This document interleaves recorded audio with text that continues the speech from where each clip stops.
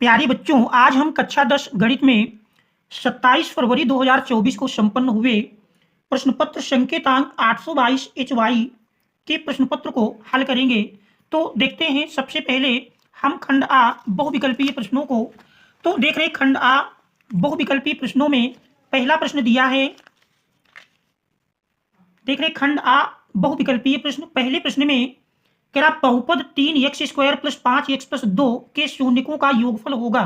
तो देख रहे बहुपद दिया है 3x² + 5x + 2 के शून्यकों का योगफल होगा। हम जानते हैं बहुपद के शून्यकों का योगफल बराबर होता है, शून्यकों का योगफल बराबर -x का गुणांक बटे x² का गुणांक। तो देख रहे इस फार्मूले के अनुसार मान रख देंगे। -x का गुणांक देख रहे 5 है अपान x² का गुणांक 3, तो -5/3 और -5/3 देखें तो विकल्प नंबर बी पर दिया है। तो प्रश्न 1 का ऑप्शन बी सही है। इसके बाद हम देखते हैं दूसरा प्रश्न। देख रहे दूसरे प्रश्न में दिया है समीकरणों 2x + ay = 1 तथा 3x - 5y = 7 का कोई भी हल नहीं होगा यदि a का मान है। तो हम जानते हैं कोई ना हल होने का प्रतिबंध होता है a1/a2 = b1/b2 does not equal to c1/c2। तो ये कोई भी हल ना होने का प्रतिबंध है। तो देख रहे इस फार्मूले में मान रखें a1 का मान 2 है अपान a2 देख रहे 3 है बराबर b1 देख रहे हैं y का गुणांक a है और दूसरे समीकरण में y का गुणांक -5 है does not equal to c1/c2। तो देख रहे c1 की स्थिति में 1 मिल जाएगा और c2 का मान 7। चूंकि देख रहे दिए हुए विकल्प में a का मान पूछ रहा है, तो यदि हम पहले दो पदों में इस -5 को पक्षांतर करके ले आएंगे तो इधर देख रहे भाग में इधर गुणा में मिलेगा। तो इस प्रकार से a बराबर मिल जाएगा -10/3 और -10/3 देख रहे विकल्प नंबर सी पर दिया है। तो इस प्रकार से प्रश्न 2 का विकल्प सी सही है। इसके बाद तीसरा प्रश्न देखते हैं। तीसरे प्रश्न में देख रहे दिया है कि समीकरण 2x² + 5x + 4 = 0 के मूलों की प्रकृति होगी। तो देख रहे द्विघात समीकरण दिया है, मूलों की प्रकृति ज्ञात करनी है। तो यदि हम मानक समीकरण से तुलना करेंगे तो देख रहे a बराबर 2 मिल जाएगा। ax² + bx + c = 0, a बराबर 2, b बराबर 5 और c बराबर 4। मूलों की प्रकृति के लिए हमको विविक्तिकर का मान निकालना है। तो विविक्तिकर का सूत्र जानते हैं, विविक्तिकर बराबर होता है b² - 4ac। मान रख देंगे b का मान देख रहे 5 दिया है, 5 का स्क्वायर माइनस 4 गुणे a का मान 2 है गुणे c का मान देख रहे 4 है। इस प्रकार से 5 का स्क्वायर 25 माइनस देख रहे 4 दुनाई 8 और 8 चौक 32, 25 से 32 घटाएंगे तो देख रहे 25 7 32 माइनस में 7 मिल जाएगा। क्योंकि विविक्तिकर का मान 0 से कम है इसलिए समीकरण के मूल काल्पनिक होंगे अथवा कह सकते हैं वास्तविक नहीं होंगे। तो वास्तविक नहीं देख रहे हैं ऑप्शन नंबर डी पर दिया है। तो इस प्रकार से प्रश्न 3 का ऑप्शन डी सही है। इसके बाद चौथा प्रश्न देखते हैं। चौथे प्रश्न में देख रहे दिया है कि समांतर श्रेणी 4 9 14 एंड सो ऑन 254 का अंत से 10वां पद होगा। देख रहे समांतर श्रेणी दी है 4, 9, 14 एंड सो ऑन 254 और इसमें पूछ रहा है का अंत से 10वां पद होगा। इस श्रेणी का हमको अंत से 10वां पद ज्ञात करना है। तो देख रहे हैं श्रेणी में प्रथम पद a बराबर 4 है, सार्वंतर d निकालेंगे, दूसरे से पहला घटाएंगे तो 9 से 4 घटाएंगे 5 के बराबर मिल जाएगा और अंतिम पद l बराबर 254 दिया है और पूछ रहा अंत से 10वां पद अर्थात n बराबर 10 है। अंत से nवां पद निकालने का सूत्र होता है, अंत से nवां पद बराबर देख रहे अंत से nवां पद बराबर होता है l - n - 1 इंटू डी। इस फार्मूले में मान रख देंगे तो देख रहे l बराबर है 254 माइनस n - 1, n 10 है तो 10 - 1 9 इंटू डी का मान देख रहे 5 है। तो इस प्रकार से सरल करते हैं तो 254 माइनस 9 × 5 = 45, 254 से 45 घटाएंगे, 14 से 5 घटाएं 9 बचा 4 से 4 घटा 0। तो इस प्रकार से देख रहे 209 और 209 विकल्प नंबर सी पर दिया है। इस प्रकार से प्रश्न 4 का विकल्प सी सही है। इसके बाद हम देखते हैं 5वां प्रश्न। देख रहे 5वें प्रश्न में दिया है, प्रश्न नंबर 5 है। प्रश्न नंबर 5 में क्या चित्र में समरूप त्रिभुजों का एक युग्म है, इन्हें सांकेतिक रूप में व्यक्त करने का सही रूप होगा। तो देख रहे दोनों त्रिभुजों में पहले त्रिभुज में कोण बी और दूसरे त्रिभुज का कोण डी 80 अंश है। तो देख रहे हैं इस कोण को बनाने वाली भुजाओं ए बी और बी सी का अनुपात यदि निकालते हैं तो 2.5 अनुपात 3।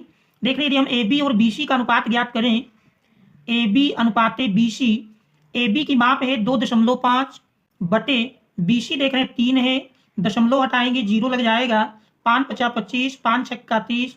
देख रहे 5 और 6 का अनुपात मिलता है। इसी प्रकार दूसरे त्रिभुज में यदि देखें तो ईडी और डीएफ का अनुपात, ईडी अनुपात डीएफ ये बराबर 5:6 के दिया है। और देख रहे हैं इन्हीं दोनों भुजाओं के बीच का कोण समान है, इसलिए पूछ रहा इन्हें सांकेतिक रूप में व्यक्त करने का सही रूप होगा। यदि पहले हम त्रिभुज एबीसी लेते हैं तो देख रहे हैं त्रिभुज एबीसी के समरूप देखना है। चूंकि एबीसी ए के संगत यहाँ पर देख रहे हैं ई मिल रहा है, तो त्रिभुज ई और बी के संगत डी है, ई के बाद डी मिल जाएगा, इसके बाद सी के संगत एफ हो जाएगा। तो त्रिभुज ई डी एफ अगर देखें एबीसी, देखें इसमें डी ई एफ लिखा है, ई एफ डी लिखा है, ई डी एफ देख रहे हैं ऑप्शन नंबर सी पर दिया है। इस प्रकार से प्रश्न 5 का विकल्प सी सही है। इसके बाद हम देखते हैं 6ठा प्रश्न। देख रहे 6ठे प्रश्न में बिंदु -3 -4 की मूल बिंदु से दूरी होगी। तो किसी भी बिंदु की मूल बिंदु से दूरी का सूत्र होता है √x1² + y1²। अगर बिंदु x1 y1 है, मान रख देते हैं √x1 देख रहे हैं -3 है, -3 का स्क्वायर प्लस -4 का स्क्वायर, सरल करेंगे -3 का स्क्वायर 9, 4 का स्क्वायर 16, 16 9 25, 25 का वर्गमूल 5 मिल जाएगा। और 5 देख रहे हैं विकल्प नंबर सी पर दिया है। तो इस प्रकार से प्रश्न 6 का विकल्प सी सही है। इसके बाद हम देखते हैं 7वां प्रश्न। देख रहे 7वें प्रश्न में दिया है, 7वें प्रश्न में कह रहा है यदि काट ए बराबर 3/4 तो सेक ए का मान होगा। देख रहे काट ए बराबर दिया है 3/4, तो सेक ए का मान ज्ञात करना है। देख रहे यदि इसमें हम त्रिभुज बना लेते हैं और ए का मान दिया है ए बी सी, जिसमें कोण ए के लिए काट ए 3/4, तो काट ए जानते हैं कॉट थीटा होता है आधार बटे लंब, इसका मतलब आधार 3 है और लंब की माप 4 के बराबर होगी। अब यदि हम पाइथागोरस प्रमेय से कर्ण की माप निकालें तो कर्ण देख रहे 5 के बराबर मिल जाएगा। इसके बाद सेक ए का मान, सेक ए होता है कर्ण बटे आधार, कर्ण देख रहे 5 है और आधार की माप 3 है, तो 5/3 और 5/3 देख रहे हैं विकल्प नंबर डी पर दिया है। इस प्रकार से प्रश्न 7 का विकल्प डी सही है। इसके बाद हम देखते हैं प्रश्न नंबर 8। देख रहे हैं प्रश्न नंबर 8 में दिया है, प्रश्न नंबर 8 में कह रहा है यदि tan अल्फा बराबर sin अल्फा तो अल्फा का मान होगा। हम जानते हैं अल्फा के स्थान पर यदि पहला विकल्प रखते हैं 0 अंश, तो tan 0 अंश का मान 0 होता है, sin 0 अंश का मान भी 0 होता है। तो देख रहे हैं 0 अंश रखने पर दोनों साइड के मान बराबर आते हैं, इसलिए 0 अंश अर्थात प्रश्न 8 का विकल्प ए सही है। बाकी आप कोई विकल्प रखेंगे तो दोनों साइड के मान बराबर नहीं आएंगे। जैसे tan 45 अंश 1 होता है और sin 45 1/√2, 60 अंश रखेंगे tan 60 अंश का मान √3, sin 60 √3/2, 90 अंश रखते हैं तो tan 90 का मान जानते हैं, tan 90 आपका मिलता है। देखिए tan 90 का मान अपरिभाषित होता है, जबकि sin 90 का मान 1 के बराबर होता है। तो इस प्रकार से आप कह सकते हैं केवल विकल्प ए 0 अंश सही है। इसके बाद 9वां प्रश्न है। 9वें में कह रहा एक छड़ की लंबाई और उसकी छाया से अनुपात 1/√3 है। जैसे एक छड़ है तो छड़ की लंबाई और उसकी छाया में जो अनुपात दिया है, सूर्य का उन्नयन कोण मान लेते हैं, सूर्य का उन्नयन कोण थीटा है, तो ये लंबाई और छाया का जो अनुपात है 1/√3 है। जबकि हम जानते हैं tan थीटा बराबर लंब बटे आधार h/x, और इसी h और x का जो अनुपात दिया है ये आपका 1/√3 है, तो 1/√3 रखेंगे। 1/√3 हम जानते हैं tan में 30 अंश का मान होता है, इस प्रकार से थीटा बराबर 30 अंश होगा। और 30 अंश हम देख रहे हैं विकल्प नंबर ए पर दिया है। इस प्रकार से प्रश्न 9 का विकल्प ए सही है। इसके बाद 10वां प्रश्न है। 10वें में कह रहा है एक वृत्त के व्यास के सिरों पर खींची गई समांतर स्पर्श रेखाओं की संख्या होगी। तो समांतर स्पर्श रेखाएं देख रहे हैं, वृत्त में कोई वृत्त है, अगर वृत्त में हम व्यास खींच देते हैं और इस व्यास पर स्पर्श रेखाएं खींचेंगे, देख रहे हैं एक ये बनी एक ये बनी, तो स्पर्श रेखाओं की संख्या वो भी समांतर स्पर्श रेखाओं की संख्या, तो देख रहे हैं 2 रेखाएं बनती हैं, तो इसमें विकल्प नंबर सी सही है। इसके बाद 11वां प्रश्न है। 11वें प्रश्न में क्या 12 सेंटीमीटर त्रिज्या वाले एक वृत्त के 60 अंश के कोण वाले त्रिज्यखंड का क्षेत्रफल होगा। तो देख रहे हैं त्रिज्या r बराबर है 12 सेंटीमीटर और थीटा बराबर 60 अंश दिया है। त्रिज्यखंड का क्षेत्रफल पूछ रहा है। तो त्रिज्यखंड का क्षेत्रफल का हम फार्मूला जानते हैं। त्रिज्यखंड का क्षेत्रफल बराबर होता है पाई r स्क्वायर थीटा बटे 360। इसी में मान रख देंगे। देख रहे सारे ऑप्शन पाई के रूप में दिए हैं, तो पाई की जगह हम पाई लिखे रहेंगे। r का मान 12 है, r स्क्वायर है तो 12 गुणे 12, थीटा का मान देख रहे हैं 60 अंश है बटे 360। सरल कर लेंगे 6 छंग 36, 6 दुनाई 12, तो देख रहे हैं 12 दुनाई 24 पाई सेंटीमीटर स्क्वायर, 24 पाई सेंटीमीटर स्क्वायर, देख रहे हैं जो कि विकल्प नंबर सी पर दिया है। इस प्रकार से प्रश्न 11 का विकल्प सी सही है। इसके बाद हम देखते हैं 12वां प्रश्न। देख रहे हैं 12वें प्रश्न में दिया है, प्रश्न नंबर 12 है। देख रहे हैं 12वें प्रश्न में कह रहा है यदि एक गोले का व्यास d है तो उसका आयतन होगा। क्योंकि गोले का व्यास d है तो गोले की यदि हम त्रिज्या निकालें तो त्रिज्या जानते हैं व्यास के बटे 2 होती है, अर्थात d बटे 2 मिल जाएगी। तो गोले के आयतन का फार्मूला है, गोले का आयतन बराबर 4/3 पाई r क्यूब, मान रख देंगे 4/3 पाई इंटू r देख रहे हैं d बटे 2 है, क्यूब है, क्यूब का मतलब 3 बार गुणा करके लिख देंगे d बटे 2 गुणे d बटे 2 गुणे d बटे 2। अब इसको यदि हम सरल कर लेते हैं तो देख रहे हैं 2 दुनाई 4, 4 से 4 कैंसिल कर देंगे तो ये बराबर मिल जाएगा। देख रहे हैं 3 दुनाई 6 कह सकते हैं। तो अंश में हमारा शेष बचता है। देख रहे हैं अगर अंश में देखें तो अंश में जो शेष बचा, अंश में केवल पाई बच रहा है। हर में 3 दुनाई 6 पाई बटे 6 और डी देख रहे हैं 3 बार गुणा में है तो डी क्यूब हो जाएगा। तो पाई बाई 6 डी क्यूब, जो कि ऑप्शन नंबर डी पर दिया है। इस प्रकार से प्रश्न 12 का ऑप्शन डी सही है। इसके बाद 13वां प्रश्न है। 13वें प्रश्न में देखने दिया है कि आर त्रिज्या के एक ठोस अर्धगोले का कुल पृष्ठीय क्षेत्रफल होगा। तो अर्धगोले का कुल पृष्ठीय क्षेत्रफल हम जानते हैं, आर त्रिज्या वाले एक ठोस अर्धगोले का कुल पृष्ठीय क्षेत्रफल 3 पाई आर स्क्वायर होता है। वक्रपृष्ठ 2 पाई आर स्क्वायर में आधार का क्षेत्रफल पाई आर स्क्वायर जोड़ते हैं तो बराबर 3 पाई आर स्क्वायर मिलता है। और ये हमारा विकल्प नंबर सी पर दिया है। इस प्रकार से प्रश्न 13 का विकल्प सी सही है। इसके बाद 14वां प्रश्न है। 14वें प्रश्न में देख रहे हैं क्या निम्नलिखित बारंबारता सारणी का माध्यिका वर्ग होगा। तो माध्यिका वर्ग की गणना के लिए सबसे पहले हम जानते हैं संचयी बारंबारता का एक कॉलम बनाएंगे। तो यदि इसमें हम संचयी बारंबारता का एक कॉलम बनाएं, पहले वर्ग अंतराल की बारंबारता संचयी बारंबारता दोनों समान होती है। दूसरे में 4 6 जोड़ेंगे तो 6 + 4 10 मिल जाएगा। फिर 10 + 5 15, 15 में 8 जोड़ देंगे 23, 23 में 2 जोड़ते हैं 23 2 25। इस प्रकार से यदि बारंबारताओं का योग निकालें तो देख रहे जोड़ेंगे 2 8 10 5 15, 15 6 21 4 25, तो n बराबर 25 मिल जाता है। इसके बाद n/2 का मान निकालते हैं 25/2, 25/2 देख रहे हैं 12.5 मिलेगा और 12.5 देख रहे हैं संचयी बारंबारता 15 के अंतर्गत मिलेगा। इसलिए माध्यिका वर्ग देख रहे हैं 10 से 15 होगी, जो कि विकल्प नंबर सी पर दिया है 10 से 15। इस प्रकार से प्रश्न 14 का विकल्प सी सही है। इसके बाद हम 15वां प्रश्न देखते हैं। देख रहे हैं 15वें प्रश्न में दिया है, प्रश्न नंबर 15 में कह रहा किसी बारंबारता सारणी के माध्य तथा माध्यिका क्रमशः 27 और 29 हैं तो इसका बहुलक होगा। हम जानते हैं माध्य माध्यिका और बहुलक में निम्न संबंध होता है। बहुलक बराबर 3 गुणे माध्यक, अर्थात माध्यिका जिसे कहते हैं 3 गुणे माध्यक -2 गुणे माध्य, ये माध्य माध्यिका और बहुलक में संबंध होता है। माध्यक को ही माध्यिका भी कहते हैं। तो देख रहे हैं दिए हुए मान में 3 गुणे माध्यक अर्थात माध्यिका का मान 29 है, माइनस 2 गुणे माध्य, माध्य 27 है। सरल करेंगे, 3 का गुणा 29 में करेंगे तो देख रहे हैं 3 9 27, 3 दुनाई 6 2 8, माइनस 27 दुनाई 54। तो 87 से 54 घटाएंगे, देख रहे हैं 7 से 4 घटा 3 और 8 से 5 घटाएंगे 3, तो बहुलक का मान 33 के बराबर होगा। और 33 हम देख रहे हैं विकल्प नंबर सी पर दिया है। तो इस प्रकार से प्रश्न 15 का विकल्प सी सही है।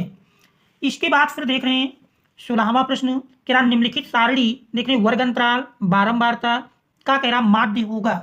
तो माध्य निकालने के लिए हम जानते हैं इसमें मध्यमान का मान ज्ञात करेंगे। तो यदि मध्यमान का मान निकालें, देख रहे हैं मध्यमान हम इसी सारणी से ज्ञात कर लेते हैं, या देखिए एक अलग सारणी में निकाल लिया जाए।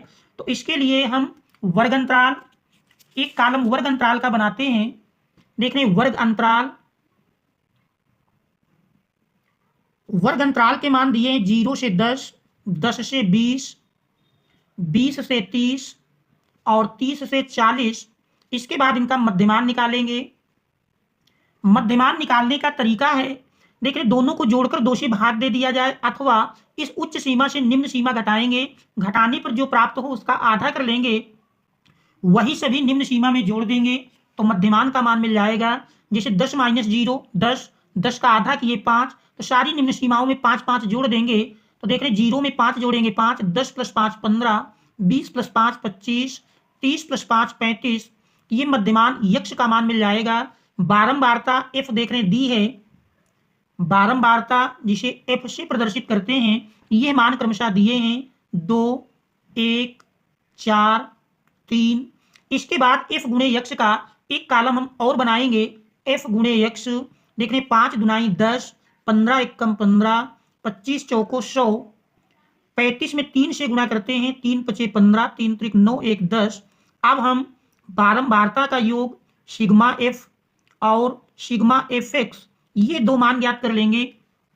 बारंबारता का योग निकालें तो देख रहे 3 4 7, 7 1 8 2 10।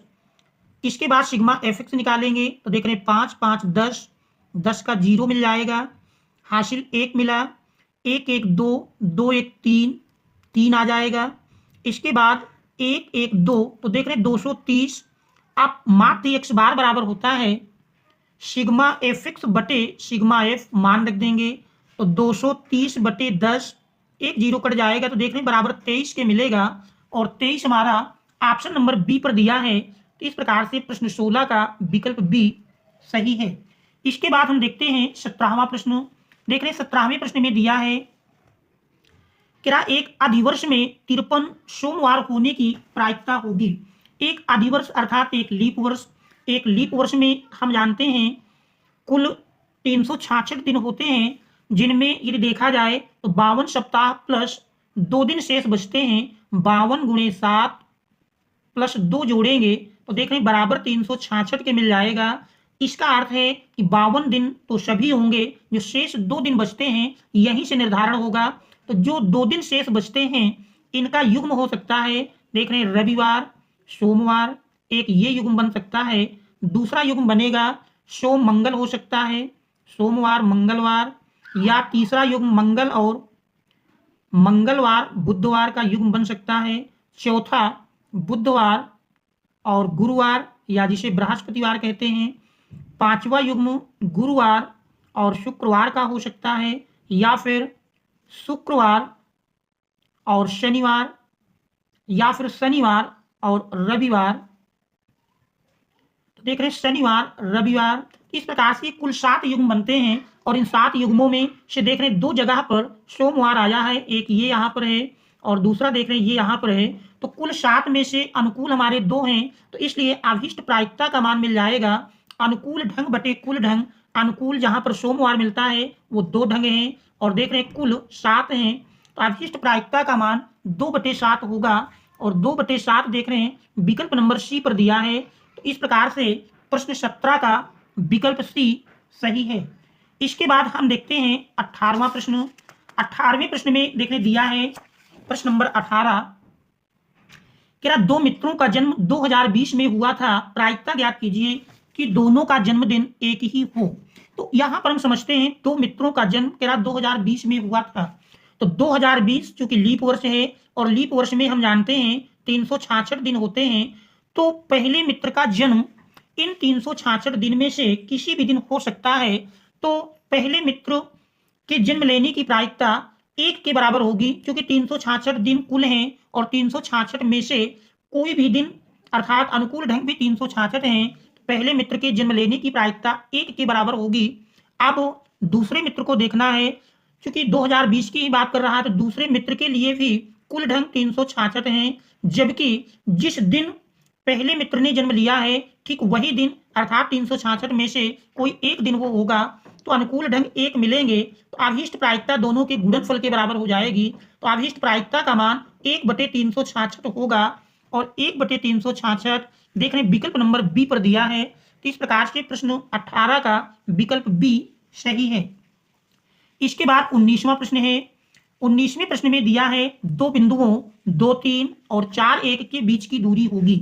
अब हमको दो बिंदुओं के बीच की दूरी निकालना है। पहला बिंदु मान लीजिए x1 y1 और दूसरा बिंदु x2 y2।